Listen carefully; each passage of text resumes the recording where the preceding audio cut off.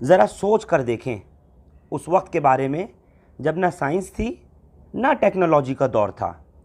जहन पर ज़ोर डालें और खूब डालें कि आखिर बिना ऐसी क्रेनों और मशीनों के ज़माने में इतनी वज़नी, इतने भारी मनों टनों वज़न वाली इन इमारतों को लगभग 400 साल पहले बनाकर कैसे तैयार किया गया।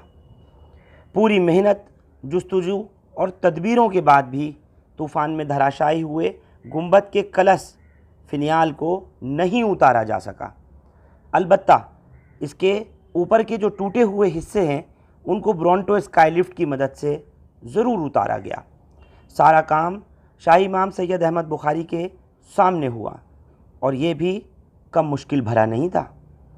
देखने में एक छोटे से लोटे या किसी देग के बराबर का नज़र आ रहा अधर लटका हुआ ये सुनहरी कलश दरअसल बहुत वज़नी, बड़ा भारी और टनों किलो का है, जिसको पता नहीं किस तकनीक के सहारे सदियों पहले इस गुंबद पर फिट किया गया होगा और इसकी खूबसूरती बढ़ाई गई होगी। आज एक्सपर्ट्स, इंजीनियर्स और माहिरीन की मदद के बिना इसको उतारना मुमकिन ही नहीं, और वो काम भी बहुत जल्द अंजाम दिया जाएगा। क्रेनों और बड़ी हाइड्रोलिक मशीनों के ज़रिए इतने बड़े गुंबद पर पाड़े बांधना भी कम जोखिम भरा नहीं है। इसको उतारना इसलिए भी बहुत ज़रूरी हो गया है क्योंकि अगर खुदा न खास्ता उस रोज़ जैसा आंधी या तूफ़ान फिर से आ गया तो इससे कितना नुकसान इमारत को या किसी की जान को हो जाए नहीं कहा जा सकता। आप में से बहुत लोग हैं जिनकी क्यूरियोसिटी, उनकी उत्सुकता इसको उतारते हुए देखने की हर दिन बढ़ रही है। यही वजह है कि हर रोज़ हमको फ़ोन, मैसेजेस, लगातार कॉल और तमाम लोगों से बात होती रहती है और लोग इन ऐतिहासिक पलों का गवाह बनना चाहते हैं, देखना चाहते हैं कि आज के इस जदीद टेक्नोलॉजी के दौर में इतनी साइंस और टेक्निक होने के बावजूद नीचे उतारने में इतनी दुश्वारियां और परेशानियां हैं, तो उन 400 साल पहले के दौर में किस तरह से इसको लगाया गया होगा।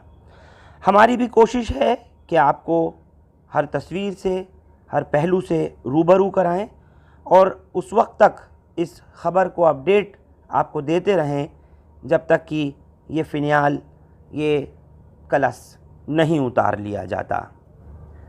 तारीख़ी जामा मस्जिद की हिफाजत, इसके तहफ़्फ़ुज़ जितना ज़रूरी है, उसके साथ साथ ज़रूरी इंसानों की जानों को बचाना भी है कि कहीं खुदा न खास्ता ये किसी पर आकर नहीं गिर जाए, किसी की जान नहीं चली जाए। यही वजह है कि कई कई घंटे लगातार 2 दिन से इसको उतारने का जो प्रोसेस है वो अमल में लाया जा रहा है, लेकिन अभी कामयाबी नहीं मिली।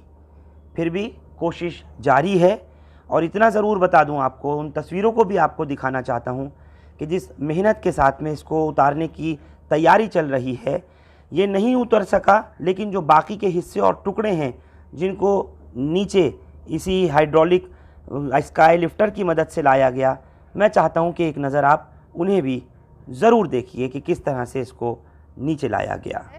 अब जो हिस्सा है इसका कलश का उतारने के लिए वो अब तैयार किया जा रहा है और पूरी एहतियात बरती जा रही है ताकि किसी तरह की कोई गड़बड़ ना हो और किसी तरह की परेशानी के बगैर इसको उतार लिया जाए, ताकि आगे अगर कोई आंधी तूफ़ान कुछ आता है तो उसमें कम से कम इसका नुकसान ना हो सके। पूरी तैयारी लगभग कर ली गई है।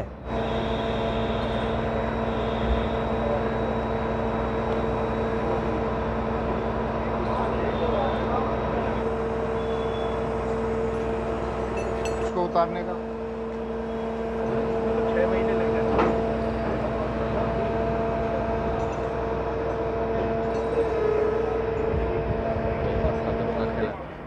तमाम कोशिशें और तदाबीर जो है वो की जा रही हैं कि हर सूरत से ताकि इस फिनियाल तक पहुंचा जा सके और बिना किसी नुकसान के इसको बखैरियत नीचे उतारा जाए। यही कोशिश इस वक्त चल रही है।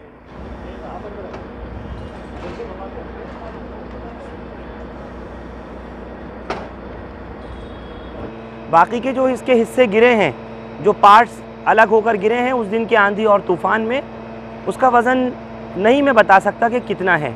और आखिरी पार्ट जो इस फिनाइल का इसमें लगा रह गया, उसके बारे में भी नहीं कहा जा सकता कि ये आखिर कितने वज़न का है। इसीलिए इसको ब्रोंटो क्रेन के ज़रिए उतारने की कोशिश चल रही है।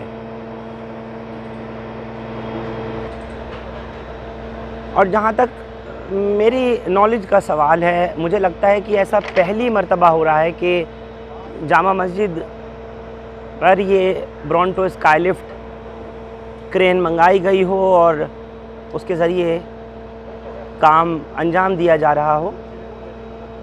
इसको स्ट्रेट एलिवेशन से पहले हाइड्रोलिक स्टैंड्स पर स्टैंड बाय किया गया है ताकि इसका बैलेंस मेंटेन किया जा सके और फिर उसके बाद इसको ऊपर की तरफ उठाया जाता है। खुद शाही इमाम सैयद अहमद बुखारी इस पूरे प्रोसेस पर नज़र रखे हुए हैं और बस चाहते यही है कि किसी तरह का कोई नुकसान ना हो सके इस ऐतिहासिक धरोहर जामा मस्जिद को, इस हिंदुस्तान के ताज को, और ना ही किसी तरह का कोई जानी माली नुकसान लोगों को हो सके। बहुत भारी है ऊपर का हिस्सा जहां इस वक्त खुद नज़र बनाए हुए हैं।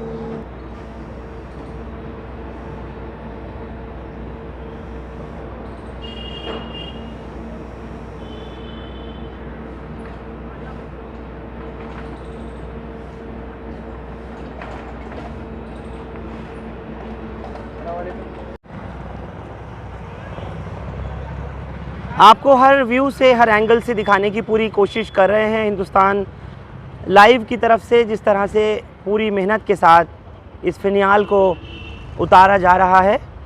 और मैं दिखा दूं आपको, जो बाकी के लेफ़्ट और राइट, दाएं और बाएं वाले गुंबद हैं, उनकी तो बुर्जियां अभी ऐसे ही हैं, लेकिन सर्वेक्षण में उसको भी देखा जाएगा।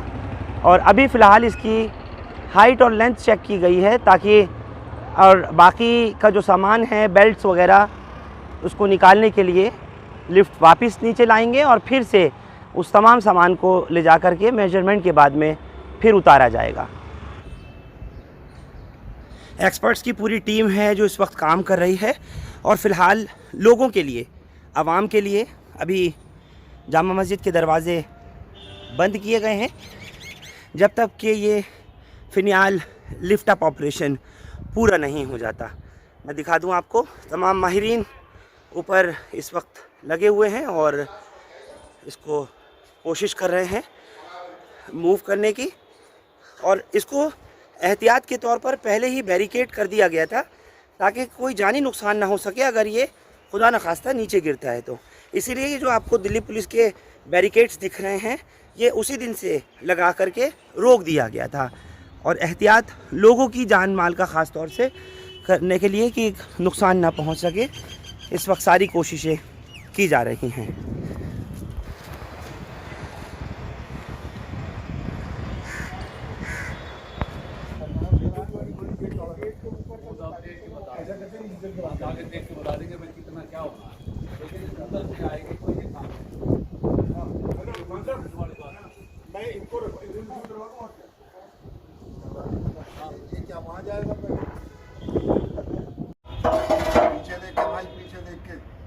पीछे देख के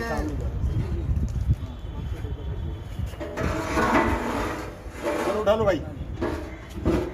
यार ये बड़ी बुरी बात है, ऑफिसर्स को काम करना पड़ता है।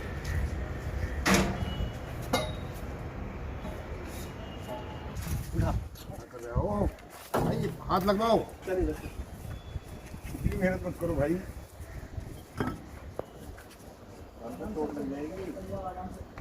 अब वहाँ से कैसे उतारेंगे? पाइप में रहता सही रहता ना।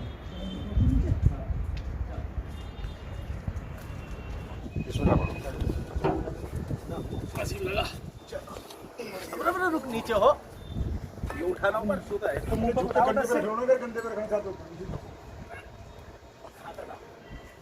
भाई साहब, आप लोग कंधे पे, बहुत वजनी है, बहुत भारी है। वो हिस्सा जो गिर गया था उसको भी अब यहाँ से लिफ्ट किया जा रहा है। इसकी वेटेज बहुत है और कितनी है इसको तो अंदाज़ा नहीं लगाया जा सकता, बहुत वेटेज है।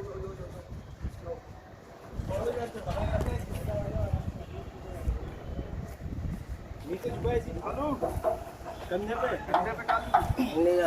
आलू न चाय न पानी आ गया ये लेना लो बेटा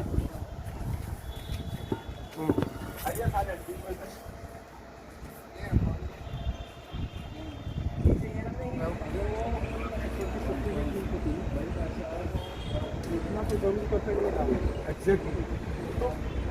एक्सेट डाला अगर एग्जिट अलग हो जाएगा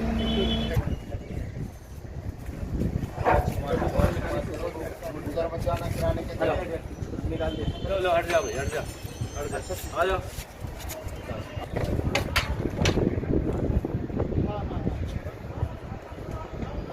और 4-5 आदमी है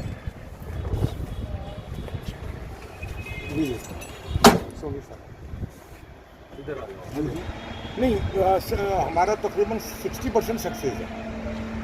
ये तो पता चल गया ना हमें काम कैसे करना है और जो ऊपर सामान इसका जो गिरा हुआ था 6 पीस वो 6 के 6 हमने उतार दिए नीचे से।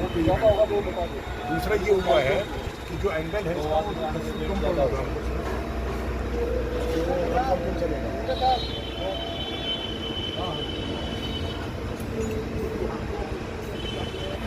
ब्रॉन्टो स्काई लिफ्ट में इस वक्त देख सकते हैं खुद सैयद अहमद बुखारी जो फिनाइल उस वक्त गिरा था आकर के उसका ये पार्ट ले जाते हुए, लेकिन अभी भी एक चैलेंज बना हुआ है लास्ट पार्ट जो अधर लटका है गुंबद में उसको किसी तरह से निकाला जाए।